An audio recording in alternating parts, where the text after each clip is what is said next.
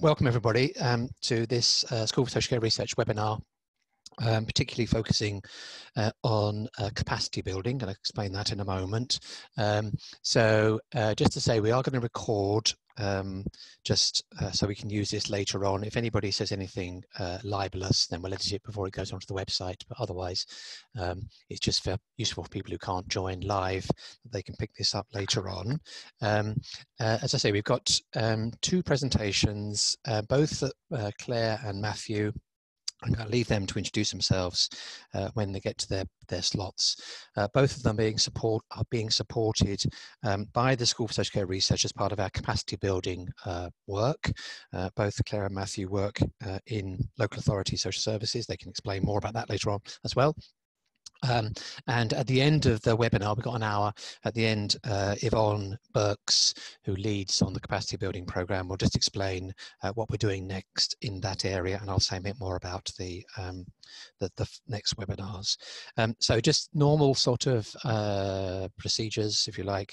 So if you can mute when you're not speaking, if you want to turn your video off for a while, that's okay, especially if you're having a cup of tea or something, but the more people we can see, the better that is generally. Use the chat if you want to. I can see there's something there already, particularly if you've got questions. I mean, we'll have time for questions after each of the two speakers. And at the very end, after everything else, we will get this onto the website at some point for other people to be able to view. And that will then mean you'll be able to see the slides in more detail if if we go through some of them a bit fast. So I'm going to hand over first of all to Claire Humble from Newcastle City Council. I can see Claire in, well, top left of my screen. I'm not sure where she is on yours. Claire's going to take us through. So Claire, I'll leave you to introduce yourself and then go into the presentation. So thank you very much. So my name's Claire Humble and I'm the Insights Manager at Newcastle City Council. And thank you very much for the opportunity to speak today. I'm going to be speaking about the work that I'm doing following being awarded a Career Development Award.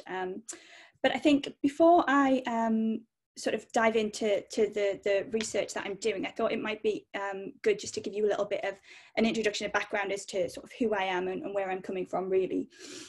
So, like I say, I'm the Insights Manager at Newcastle City Council, and that means I've got responsibility for the performance data and research across two directorates, across adult social care and integrated services, and across children, education and skills. And so I've got quite a broad portfolio, and I lead a relatively large team of people, and we work with frontline social workers, service managers, directors, and elected members. And we, like I say, we're responsible for things like the statutory returns that we need to make to government, but we're also responsible for really getting under the skin of the data and really understand what's going on in the city, and really using that data to understand our residents and our service users more, so that we can support the achievement of positive outcomes. Prior to my current role, I was an analyst embedded within a social work team. So what I did there was I was, like I say, embedded within a small social work team, carrying out research and supporting frontline social workers to access and use evidence within their practice. And I think that was a really beneficial role for me, and I think it really worked with social workers, supporting them to view data in a different way, that it's not all numbers and it's not all spreadsheets, and we can use it to support positive outcomes. So that was a really great role, and that's kind of informed a lot of my thinking going forward.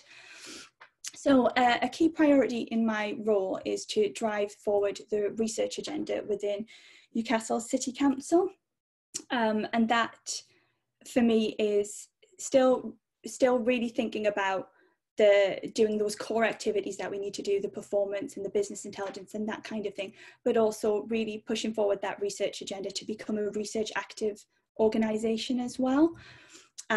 So as I mentioned before, I've recently been awarded a Career Development Award through the School for Social Care Research, and I'm going to be using that to undertake a PhD on a part-time basis, and I'll be enrolling at Newcastle University in September this year. So I think it's fair to say that I'm very much at the beginning of my research journey. So I definitely don't have all of the answers, or any of the answers even for that matter. So so I'm very much at the beginning of that, and I'm really keen to get on that journey, really. I also wanted you to say a little bit about Newcastle as well, because I think it's important to understand the work that I'm doing rooted in the local area that I'm doing it in. So we're a core city with a population of around about 300,000, and we're one of the 20% most deprived unitary authorities. Residents in Newcastle face a number of complex challenges, including unemployment and low educational attainment. We also have health outcomes that are poor, and we've got, in terms of sort of high levels of obesity and alcohol use, and life expectancy for both men and women is below the national average. So we've got a number of complex challenges facing our residents. I also wanted to talk a bit about local government more generally, really, because what I'm really keen is that this work that I'm carrying out is, I really want for it to contribute to the academic debates, but I also want it to be really very, very applicable to local government and social care, adult social care in particular. I wanted to be able to facilitate the way we think about research within adult social care, and it needs to be a really useful piece of work. So within local government and adult social care specifically, we're facing increasing case complexity and rising demand across services, which obviously comes with the higher care packages and financial struggles in that kind of in that space. And so that's compounded by the public sector funding cuts and austerity. And so what we really need to do is we really need to ensure that the human and financial resources that we've got are used appropriately to support population and individual level outcomes. And I think there's something for me, we talk a lot about evidence based decision making, or data-led transformation and things like that in local government, and I think it's a little more nuanced for me. I think we need to talk about evidence-informed decision making, really, within local government, recognizing that evidence is absolutely a fundamental part of the decision making process, but there are also other things that we're dealing with. So there's political issues, there are resource issues, and there are time-sensitive elements. Sometimes we need to do things really, really quickly, which doesn't necessarily lend itself to a research process. So for me, what I'm talking about is evidence-informed policy making, and I think you can see this playing out at the moment, and at a national level as well, in terms of the COVID response. So we're seeing that, you know, scientific evidence is presented to government, and they use that as one part of a number of different considerations to inform their policy. So what counts as evidence in local government? So a recent piece of work that I was involved in looked at what counts as evidence within local government, and we found through that study that there was no shared agreement of what evidence looked like across local government, and indeed there was multiple cultures of evidence use, and this plays out as well in the literature in terms of the tacit knowledge of frontline practitioners and the published research evidence. So I think this is a real key consideration for me going forward, and it also it leads into my next point, really, about the often there's a misalignment between practice and research issues. So research is carried out, and practitioners may be able to see how they could use that, or they might think, oh, that's not what I need in order to support my practice, and therefore I can't use it, or I won't use it, or whatever. So that misalignment of practice and research issues is key, and I think there's a real need to bridge that gap between academia and practice. I think along with sort of what counts as evidence, there are barriers to local authorities using evidence as well. So just being able to access published journal articles, it's getting so much better, and lots of articles are in open source journals, but there is still a significant amount of academic evidence that sits behind a subscription only platform, and that we don't have access to in local government. And so especially I think when we're talking about evidence in terms of social work or social work practice and that kind of thing, sitting behind a locked door is not great. We're not going to be able to access that to then put it into practice. And the applicability of academic research as well. And I think this goes a little bit back to my point around bridging that gap between academia and practice, and really thinking about what is needed and what people need to think about when they're doing their practice. And those things are sometimes a little bit different, which also I think is a barrier for some local authorities to use evidence. And as I mentioned before, another barrier is that sometimes just the speed at which we have to make a decision, and that doesn't necessarily lend itself to the research timescales either. I think for me, knowledge mobilisation is key. There's an increasing body of evidence in relation to knowledge mobilisation, and specifically in healthcare, but I think that's largely under-researched in social care, and I think we need to really, I think that's something that we really need to address. We're in a space at the moment where there's a lot of appetite for more collaborative work in terms of evidence generation, which I think is brilliant and absolutely welcomed from my point of view, because as local authorities, like I say, we've got financial challenges, which mean that that's certainly had an impact on the abilities of local authorities to invest in research and evaluation. And whilst we're not traditionally research active institutions, and we've very much traditionally had a very clear focus on performance and business intelligence, what we tend to do, we'll carry out surveys and that kind of thing, but what we tend to do is the big pieces of work and the evaluative work, we tend to commission out to external organisations. And I think certainly within my experience, what I've found is when we do those commissioning exercises, there's often quite limited input or collaboration with the commission and local authority. So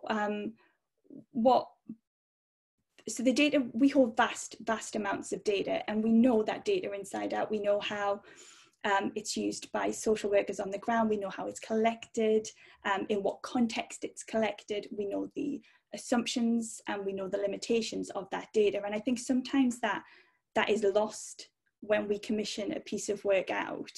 And I think for me, I think that's a real shame, because I think there's so much that can be gained if we share our expertise and collaborate really in a very, very meaningful way on pieces of research. And I think if we can do that, what will happen is the resulting recommendations or findings that come out of that, I think they'll be much more applicable to the local context, and specifically to the local authority that is commissioning that work. So I think we really need to think about how we collaborate and bridge that gap between academia and practice, and also how we take that knowledge and we mobilize it and we put it into practice in a meaningful way.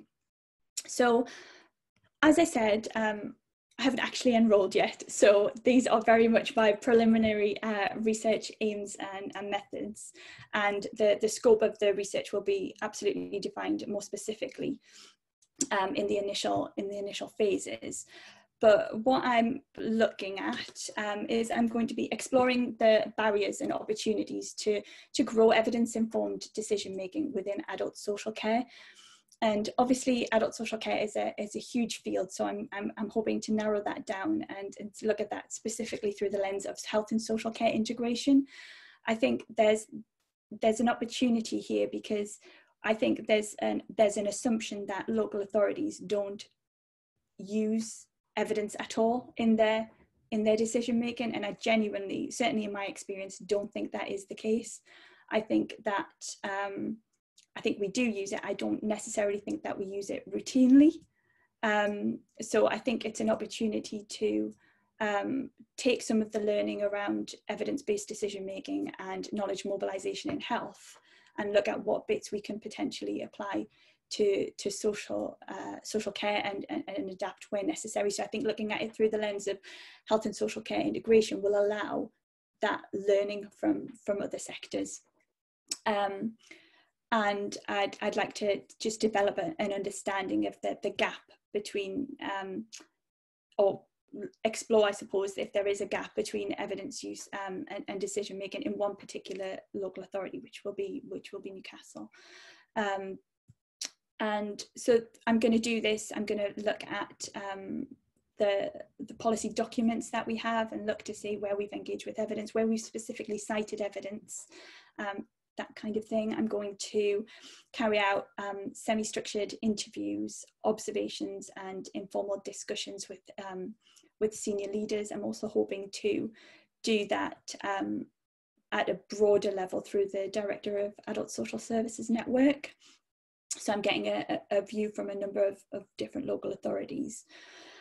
What I then want to do is use this understanding to develop and implement some tailored reporting templates, I suppose, that nudge people to engage with evidence, specifically in the decision making, because what I think that is, social workers will engage with evidence as part of their practice. They just do that, and I've seen that certainly when I've been embedded in a social work team, but I think it's less obvious at a decision making level. Certainly, you know, we write lots of reports and they go to committees and cabinets for decision making, but I'm unsure of the extent to which we engage with the evidence at that point when we're putting forward a recommendation for decision making. So I'm hoping to look at those templates and think about how we can nudge people to look at the evidence in those reports. What I'm also hoping to do is evaluate that. So there's a self-assessment questionnaire that Cathari developed a while ago now, and what she found was that it worked well in healthcare settings, but didn't necessarily work particularly well in its current format within local government type settings. So I'm hoping to look at that self-assessment questionnaire, adapt it for local government, and use that as a before and after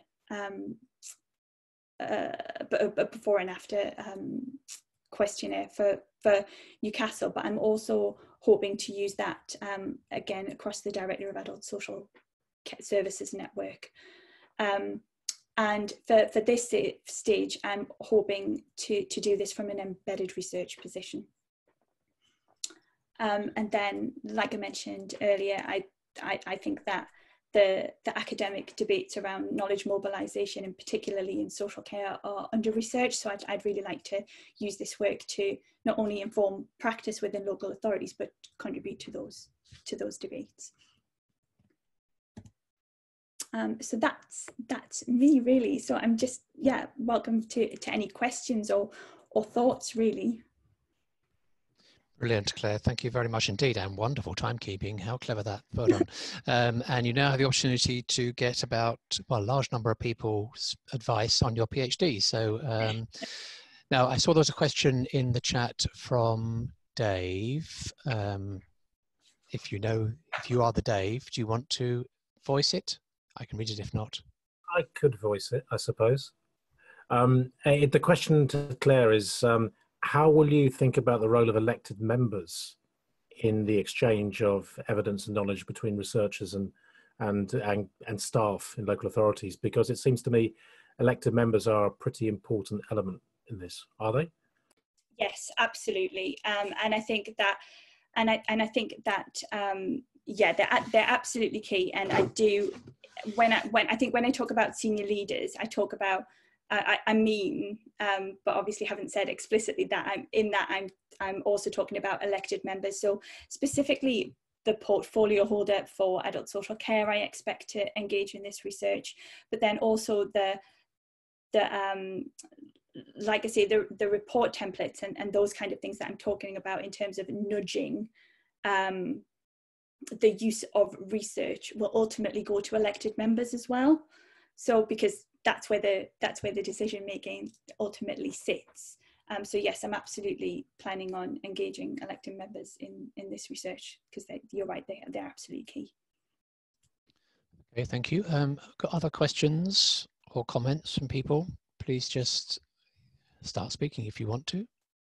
If not, a question for you, from me, Claire. So you're going to focus on one local authority. It's quite a big local authority, quite an important one, I guess, too.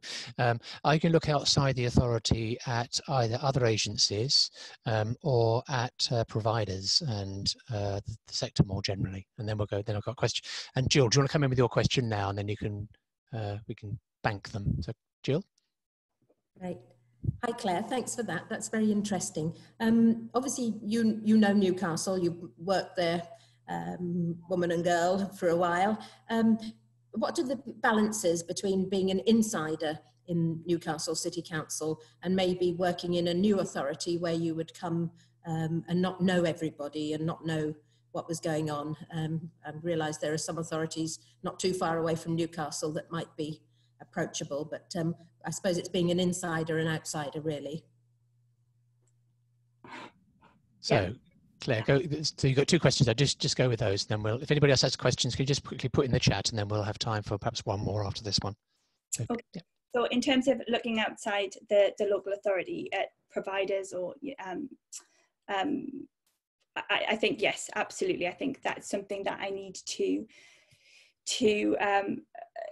address. And I think that what we know, I think certainly in Newcastle we've got a really vibrant VCS sector, and I think there's an awful lot of really good research that goes into their service design and that kind of thing. So I'm absolutely going to be looking at examples there, but I think this is specifically about adult social care. But what I will be calling on from outside and specifically the BCS sector is access, I suppose, to experts by experience. I really want this to be informed by people who are using our services and what they understand the importance of evidence in the decision making for ultimately the services that they receive. So I'm not sure if I've quite answered your question there, Martin, but that's what I can remember from your question. Jill, yeah, absolutely. Thanks for your question. I think that is a real a rub, I suppose, in terms of the knowledge that I have from working in Newcastle. But I don't think that we're alone in terms of some of the work that we're doing around trying to become research active and that kind of thing. We're absolutely not alone. So I'm really hoping to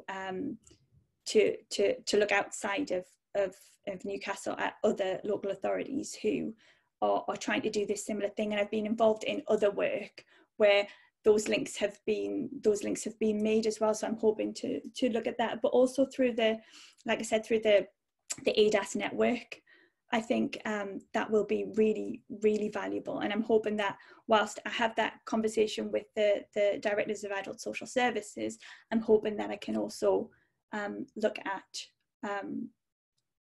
their senior leadership team and that kind of thing, to just, I think it's always valuable, isn't it, to just to compare and understand what other people are doing and take learning from that as well. Because I think, like I say, we're not alone in our ambition, and we can absolutely learn from the good work that's happening elsewhere rather.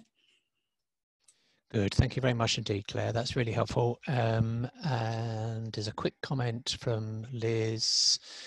Okay, well, you can read it in the chat. It's not a question as such, and I think we will just, if we have time later on, we'll come back to any further questions. So I'm going to say thank you very much, Claire, and we're delighted that we're able to support you through the school, and look forward to a blockbuster of a PhD in due course. So, and we're going to get you to come and talk again when you've got more evidence. So thank you very much. Okay, so yeah, virtual applause to Claire. To Claire. So let's go to Matthew. Matthew or Matt, I don't know what you prefer. Angie's got your slides lined up, so she'll set them up, and then you just need to tell her when to move on. So over to you, Matthew. Matt, I'll start. Thanks. Hello, hope you can hear me okay. Yep. I'm Matthew Busher. I'm team manager of the Kent Autism Spectrum Conditions team, which is a bit of a rarity really in the UK. I think it's only about 18 teams kind of lean into more specialist work around autism. There's a SHAPE project, which was, I think Martin's been involved with actually, which is looking at, you know, how autism teams are set up. So there's not many of us around. So I presume I was asked to speak today because I'm a bit of a rarity in some ways. I'm coming from purely operational social care. You know, I run a team and I'm embedded in that team. But I've always been passionate all my life about research and evidence-based commissioning really and purchasing, because I don't think we do enough of it in the authority, in many authorities in the UK. We can move on, thanks. Yes, I'm going to cover today why I made an application to the building capacity stream and what I'm hoping to achieve, and a little bit about my experience and how it was to apply and support provided. If I can move on. Yeah, but so my hypothesis around all this is that we spend millions and millions of pounds in social care provisions, but can we always say, hand on heart, that you know we have a sufficient evidence base? I know you mentioned earlier, and because I don't think we do enough, and I don't think we can afford to keep doing this. I don't think we can afford to keep spending the local authority pounds towards support. It hasn't been evident to actually be beneficial to people.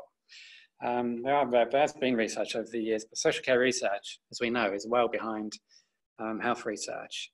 And yeah, we're still talking about significant sums of money, and have we even got enough research to evidence outcomes can be met through best value?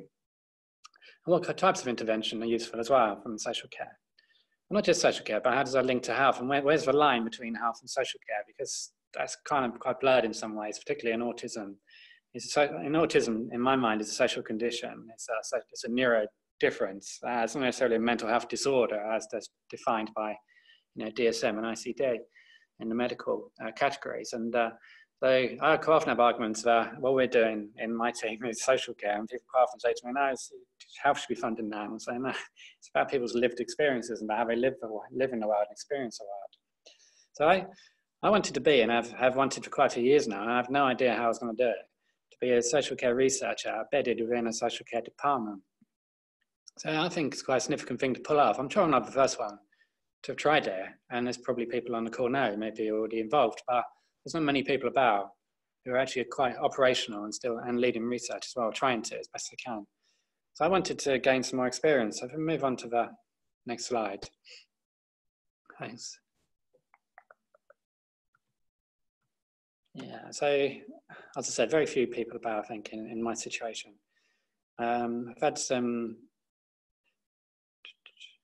yeah, it's very difficult for me to gain greater qualifications as well. Like, I really love to do a PhD. I really don't think I can do so with a young family and a day job.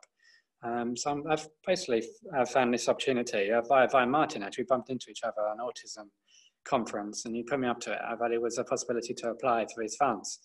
I think this is a field I work in, which is very much needed research. Neurodevelopmental difference is an area I don't think we fully understand very well, and we don't really understand in health and social care and in the wider community, what actually helps people to live well and to meet their outcomes. And I think if I'm talking about neurodevelopmental difference, I think, and I'm coming from an autism team, I'm talking about all kinds of neurodevelopmental difference, ADHD, dyspraxia, dyslexia, but also, really importantly, I think, in adult services, is supporting young people who have had adverse childhood experiences and attachment issues, and who are coming through with very, very low skill sets, really, personal skill sets and abilities and resilience to deal with a horrible world we live in, the difficult challenges that come from going into adulthood. I don't think they're very well supported and enabled to deal with those challenges because I don't think we understand it well enough and hasn't been well enough researched about what might help.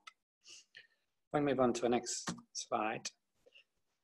Yeah, I think getting to the situation I've got to, I've actually got a grant and a bit of an agreement from Kent County Council that I can do this. It's become partly through design and partly through luck. I just, through organisational change, I managed to be, just by randomly as a team manager, be supervised by a director for a year. And that director now runs KCC Adult Services. So I've got a listening ear of somebody who actually is quite passionate about this area. In fact, he got some external consultants in recently to look at innovation and technology and practice, because I think those three pillars are really, really important for social care. So I think he's really on the money. He's a new guy who's come in, and he's really on the money, I think, and he's really interested in evidence-based practice. And in Kent County Council, we've developed an academy now, which is an online portal for knowledge dissemination and for e-learning and training.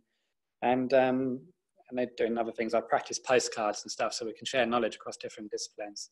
I think adult services have fallen behind children's services. I think children's services are actually much more evidence-based, I think, from my limited experiences engaging with them. This academy will bring together children's and adult services a little bit in relation to this knowledge and using research. But the other good thing, two good things, or three actually in Kent, is that we have an autism collaborative, which is all the different agencies who support clients with autism. And that's been brilliant through COVID. I think, ultimately, it's probably saved lives actually, is talking about some of the things that might help people and helping people to get through this horrible period. We've also got an ARC that's just happened in the Southeast for the first time. So that's Accredited Research Consortium, is that right? ARC? I think that's for pronunciation of that acronym. And that's really useful because that's another link for local authority with the universities and with the NIHR. And particularly University of Kent. And we've also got the Tizard Centre in Kent as well, which is brilliant for neurodevelopmental research. And yeah, so we've got the Autism Collaborative, we've got the ARC, and then we've got, the other thing we've got in KCC is we've got a Design and Learning Centre, which focus on research. And they're doing a lot of European bids, and I know that's going to maybe stall a little bit with the Brexit, but we've already got about 5 or 6 different projects already running at the moment. On the with 3 other European countries in the I think they call it the 3 Cs, Interreg. So we've got quite a few different projects going on there.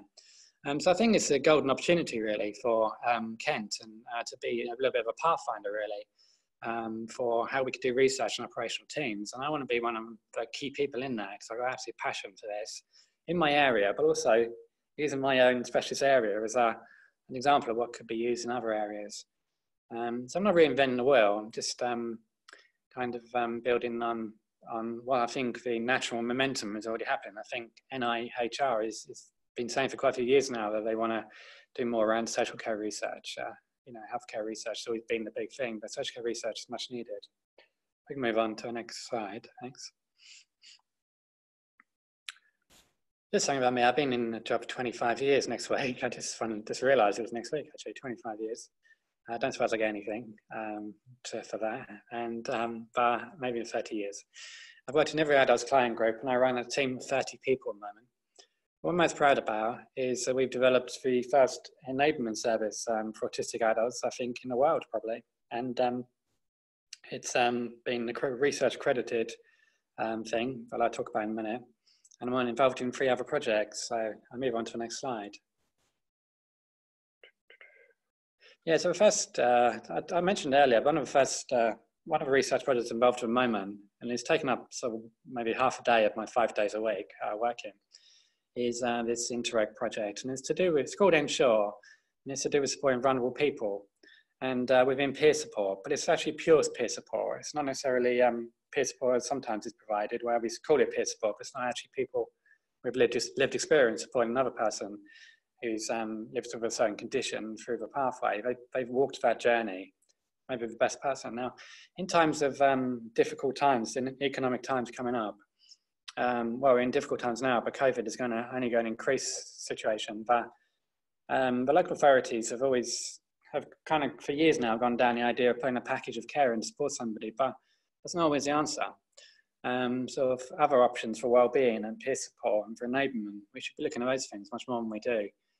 We can't do everything, we can't afford to. But actually, how much of that is actually research? So I'm really pleased that this a pure research model has been investigated through the UK, Belgium, France, and Holland. It comes from Holland, this particular approach. So I'm involved in that one, so that's quite good. And then the next slide, thanks. This is my own research, which we did in 2016. And it was basically just me and two colleagues decided to do a little bit of social care research on what might help our clients, because we were getting frustrated after 6 years of providing packages of care that didn't always work.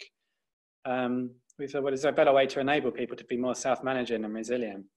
But luckily, we had an OT who's also a parent of an adult with autism, and she's fascinating and intelligent and so clever in this area. And she kind of did a lot of work looking at the theory and understanding of how to support and assess people who are autistic adults.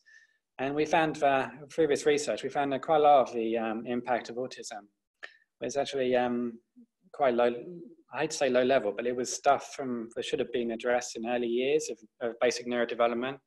As adults, we all go through neurodevelopment. We all go through the different stages of sensory motor processing, more sort of involved activity, and then get into academic and appropriate behaviour and stuff like that, and then greater learning. So you kind of go through this kind of building block really of neurodevelopmental issues. So we unpicked that, and we started to assess people with a sensory need and with motor processing and with emotional regulation, and we managed to find methodologies to assess that consistently.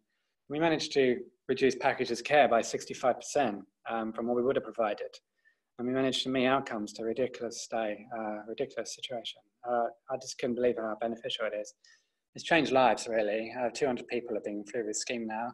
We've never managed to get it fully funded yet. And I'm still at this stage talking to people about getting the funding. And I think I might be there soon, because I think children's services are really keen now to get more early intervention. So this is the other thing with social care research, is that you could do the best research in the world, and I think ours is brilliant. I know I'm biased, but I think it's just the most amazing thing we've ever done in 25 years. And but actually then trying to sell that, as we mentioned earlier, to the stakeholders, including the members and the people and the upper managers, to get them to understand what we've done and how we've done it. And then get that into a commissioning framework. So it's not just about research, it's about what do you do next? How do you then move that into move the funds from places that don't necessarily commissioning funds that don't necessarily prove that they help people, from the client's own voice actually sometimes, to the place where we think it can help people.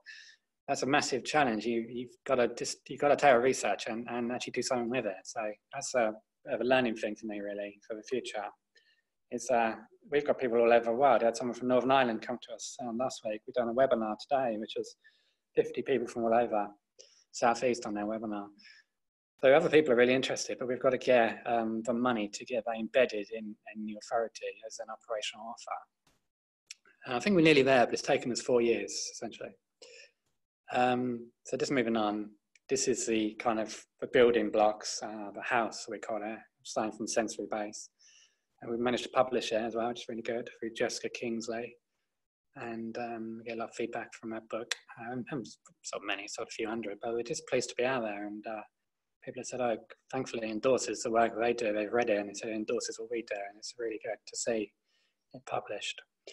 And move on to the next slide. Yeah, so the last bit of research I'm involved in, and it's like again, it's like bits I do additional to my normal job, is it's trying to get a bit of a whole systems initial bid in. So we've done that. We put a bid into NIHR for some whole systems work to try and get systems talking to each other. And I think some of the best research should be whole systems. Should be how people's outcomes are there, and how can we prove that across the different systems that people access? So if it's a benefit system, it's the educational system, it's a health and social care system. Did I say educational? Anyway, four or five main places people might get support, particularly young people. is we might do research and we might assess how that person has, their outcomes have been there and what costs and savings and benefits we've managed to ascertain through quantitative and qualitative research. We may have done that within our own organisation and said, oh yeah, it's been brilliant for us. Has there been any impact on a reduction or an improvement in people's other areas of people's life, like in their health or in their education? The only way you can do that really is to get systems that can talk to each other and having data collection systems that can be research ready. So we've been working with Public Health and the Tizard Centre, Julie Beadle Brown, trying to get a bid in to try and get some initial work so we can get the Kent systems all talking to each other. Once we do that, one of the reasons why I want to get some extra training as well, because I want to be fully involved in it, I want to get a 5-year study in to see if we could really assess over whole systems what interventions, supports actually do help people, and whether there's any kind of themes or synergies between the two. So if you have a social care specialist, social worker, and you have some CBT, you've got the best outcomes. If you've got this or you've got that, you've got good outcomes. And then we look at that over 1,000 people maybe.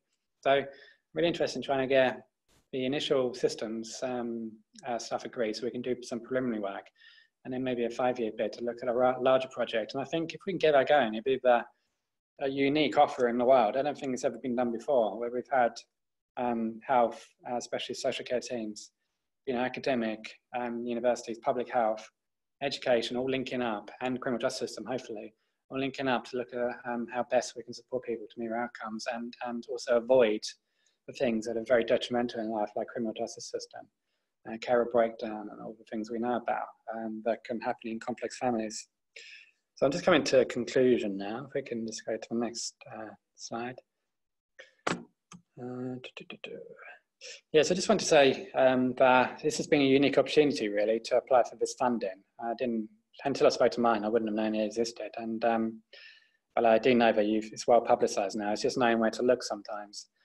And so this application has been brilliant. I've been well helped as well by the Research Design Centre service rather.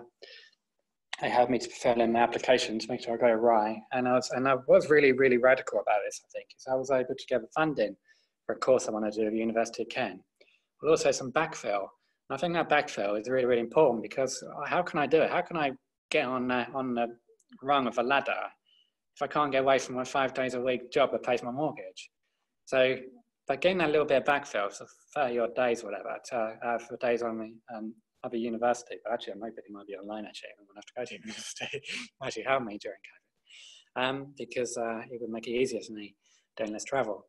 But getting that backfill has been brilliant, because that's enabled me to get my own job covered so I can do some of this stuff.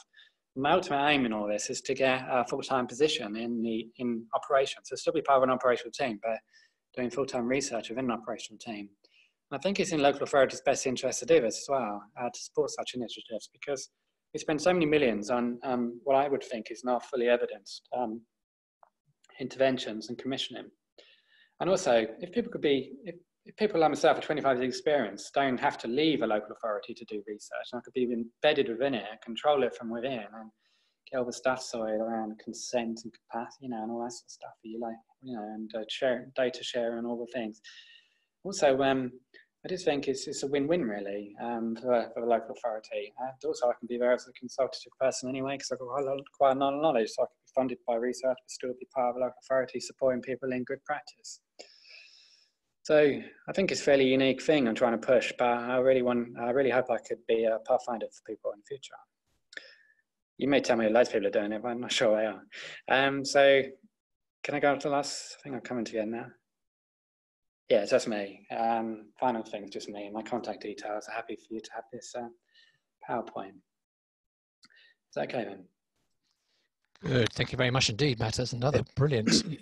See, the thing is, people embedded in local authorities are much better at timekeeping than researchers embedded in universities, in my experience. So that's on that non-random sample of 2. So that's really good. So so thank you very much. It was really good. So and you've got a little approach in the chat, Matt, from your local RDS, and also the explanation about the ARCs. So I just want to quickly ask you, Matt, but it's something that relates to something that picked up from both you and Claire. I mean, both of you are embedded, very much embedded within your local authorities, and very much understand that culture. It goes back to Jill's point about inside, outside. You're both experienced. Claire, I suspect, not quite reached 25 years in local authorities, but Matt has. And you're also both clearly very highly motivated.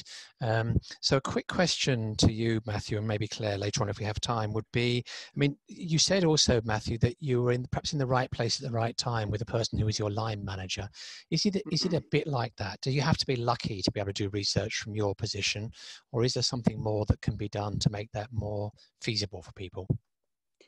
I think these arcs is going to help. I think it's only just started, so I'm not really completely conversant with how it's going to run and everything. But I know there's other arcs in parts of the country. But I think if it truly is a local authority commitment to link with the universities and and health and the wider research groups, I think there's a principle in there. The principle has to be set that this is something that's desirable, and who's well placed to support it. People who know the ins and outs of how operations work and how some of the research complications can be overcome in the operation and with the experience as well of the client groups are ideally set, aren't they, really? So even if they said to me, you could do research 2 days a week and 3 days operation or whatever, which pretty much doing now anyway because I'm on research bids. I just think, I don't know, giving them pay away now. So 20 grand, say, 2 days, 20 grand a year. It's peanuts, isn't it? How many millions do they spend? How much millions could they save if they could do this better? They could do proper evidence-based stuff. It's more targeted around the interventions that really, really do promote outcomes and everything. So I think there is a commitment. There is a commitment in Kent. There's definitely a commitment from our director around innovation. He's just commissioned PricewaterhouseCoopers to do a project on it. So, he wouldn't be like getting one of the best consultation agencies if he didn't think it was worth it. And I just think everyone's starting to realise that we can't keep doing what we've always done. It has to be better evidenced, and research is one of the key things. Research and the exchange of knowledge, as we said earlier. Having a way to exchange knowledge and see the wood for the trees. There's a lot of knowledge out there on the internet and various places, but you actually need people who know the knowledge well to be able to say, here's some really key stuff. In an hour of your life, you could learn so much more here than you would in a day's training. Anyway, I hope that answers the question. Okay, all right, no, and I've got a question from Catherine. Do you want to voice it, Catherine? I'll try with my unstable internet. I guess I'm interested in the way that the places that you hear about a lot, like, I don't know, the places like Thurrock or maybe Derby, they've got very well-known DASs or senior leaders who've been there for years, know everybody, and that kind of stability in the system and the ability to build relationships seems almost as important as the interventions that they put in place. And lots of local authorities have had such high staff turnover in their commissioning teams that providers were sort of saying to us, we don't kind of know who's there. We find it very difficult to kind of make progress. We have to start back at the beginning all the time. So I just wondered whether we need to kind of think, as well as the intervention, about creating kind of systems in which people stay, and have the kind of longevity that you've talked about in post. Yeah, certainly do. It needs to come from directors downwards, doesn't it? It needs to be part of the operating model. Research needs to be embedded in it. And we used to have a research lead, and we made that lady, well, I didn't personally, that lady was made redundant 5 years ago. So, but for me in Kent, the Design and Learning Centre is gold dust, really. That is probably KCC's commitment. They've got, research arm there. They're aligned with the Health in Europe Centre, and they've, now we're going to have to kind of think about what they do next because it's European-led and this funding. I don't know what the latest is on the European funding, but I don't know if the UK government is going to continue to underwrite some of it. But with Brexit, it could be complicated, couldn't it? But certainly, it can't just be done on a whim and a prayer, kind of like I've done it. I'm just having to know people and everything. There's got to be a more structured way of embedding researchers into social care operations. Okay, and then Gillian Janes, you had a comment in the chat. Do you want to add to it? Oh, hi. Yeah, I'll just unmute myself. Yeah, it's just, I mean, I'm on the edge of social care, so I'm a healthcare background, but always worked into the community and with local authorities, and what Matt was describing seemed similar to various roles I've held, and the challenge happens in health as well, although I think health is just a bit further along the line, Matt. We now have what are called clinical academics. You know, in the 80s and for most of my career, I've been kind of doing what you know, their recent developments is all I can say, and still not perfect, but we are getting there, I think, and that seemed to be very much what you were describing. There was a challenge for me when you're working in practice, still with 24-hour responsibility for clinical services, and you know, an academic responsibility as well. For research delivery, for student support, for example. So it's a challenging role, but very, very worthwhile. And, you know, you're not alone in being committed to that, trying to maintain that balance between the practice expertise and embeddedness and the research commitment as well. So it's just a bit of encouragement, really, and health has not got it sorted by any means.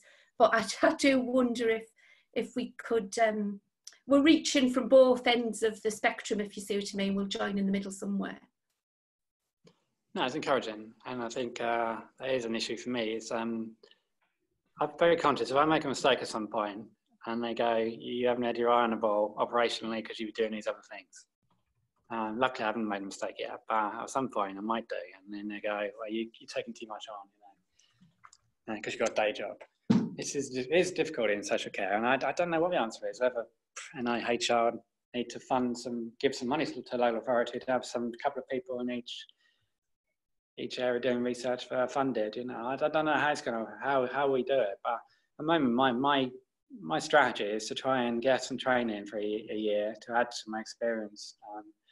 And then keep being in bids, being a proportion of my time in bids, so I get to 5 days a week, and then you know, keep going for those bids so that I could be fully funded in the authority. You know, the authority won't mind if I'm funded by external agents, will they? Because it's win-win for them. Because like I said earlier, I'm still around, aren't I? Overseeing stuff a little bit, keeping an eye on things, giving advice on high-risk cases on you know, on the side, but still doing the research. But it's finding 5 days funding for a local authority to do research. I can't see them doing it. I can't see them giving many posts in any local authority under the pressure around them. And yeah, they should be, because it's worth its weight in gold, isn't it? The amount of money we're talking is tiny compared to the amount of money they would gain if they did better research on the interventions and supports, and the amount of money we spend on those things that don't always work. I mean, my sense, if quickly, Gillian, just last. Yeah. Just come back, my sense is it's a cultural change, isn't it? So we need to have that research role and that research knowledge and the different forms of evidence valued as much as the operational service, if you see what I mean, and a broader cost-benefit analysis. But anyway, I'll shut up. No, sorry, I didn't mean to be. I mean, I think this is really helpful, I think, and I think what both Claire and Matt have shared, and Gillian as well, and others in the chat. I think, you know, this is a different sort of research from what many of us on this webinar are used to doing, you know, solely based within the university sector. But it's absolutely, it is so important that we've got this. And I think what we want to do within the School Social Care Research is learn from this. Yvonne's going to say something in 30 seconds about this call more generally, just she needs a warning. But I think, you know, we want to get more people like Claire and Matt involved in research, and I think being embedded in the way that you both are, you both use that term, I think is really important. So I'm going to hand over to Yvonne, and now I'm going to say something about the next webinar after that. So Yvonne. Yes, so I just quickly wanted to really picking up on the discussion that we just ended on, really, which is to say that you have just heard from a couple of our really quite fabulous capacity building award holders. They're part of a much broader programme that SSCR has been funded for, to build research capacity within social care research. And it's a 5-year initiative funded by Department of Health and Social Care, and we work very closely alongside NIHR Academy on this. So some of the things that you've just talked about around fellowships are very much on the cards. So those are things we hope people will go on to. We funded a number of PhD candidates and a number of capacity building fellows, and there's a real range of areas there as well. Some people have established research careers, other people have established practice careers. It's a real mixture, and we're really delighted that the Department of Health and Social Care and NIHR have recognised the importance of building capacity in adult social care research. You might want to know that we have a new call launching on the 30th of July, so Thursday, for a new round of capacity development awards. So you can have a look on the website for that. There's a very long running period, so you've got quite a lot of time to think that through. The form is not too onerous. We'd really love to hear from people who want to do that. So I think I'll leave it at that and hand back over to Martin. Okay, thanks very much, Yvonne. Yes, so Thursday. Anyway, we'll make sure if you're on the mailing list for the webinars, then we'll make sure that you pick this up somewhere along the lines. And if it's not you, then pass it to your friends. I just want to say thank you again to Claire and Matthew. Good to hear a Newcastle accent and a Kent accent in the same event, so that was great. But two really helpful presentations, and I think lots and lots of food for thought. So thank you very much for that. Our next webinar is actually next week. We have one next Tuesday on the 4th, and we have two presentations next week. So one is from Sue Tucker on care and support for people with social care needs on release from prison. And then Tanya Stern, who's one of our PhD students that Yvonne mentioned earlier, who's at King's College London. She'll be talking about climate change and social care. So it'll be same time, same place next week. And we'll get the slides and whatever else we can put onto the website. Nobody said anything libelous, I don't think, so we'll put the whole lot on the website very soon. And thanks again, everybody, for coming along, and see you soon.